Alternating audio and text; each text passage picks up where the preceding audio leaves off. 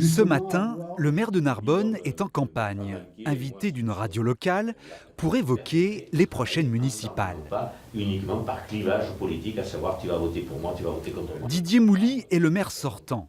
L'homme politique de centre-droite se représente dans un contexte différent. 7 candidats minimum seront en lice en mars prochain.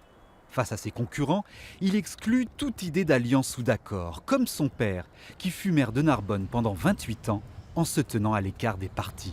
Ce sont les valeurs et les principes de Nouveau Narbonne, la liste que je conduis, qui ont déjà dégagé depuis de très nombreuses années l'absence de partis politiques au sein de la liste et l'absence de soutien par les partis politiques.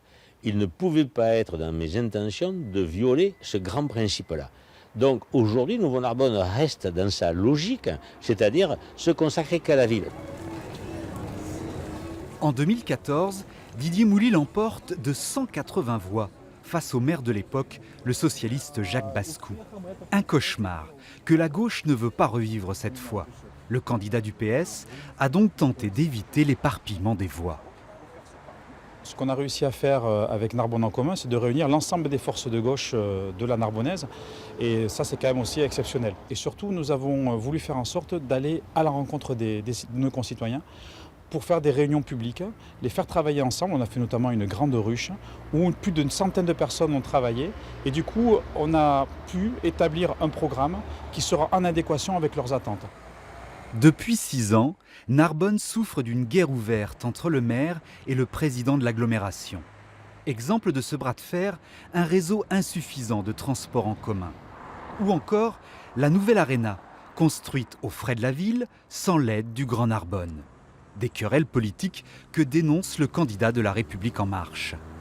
Les relations entre la ville et le Grand Narbonne, la communauté de l'agglomération, sont déplorables depuis le départ.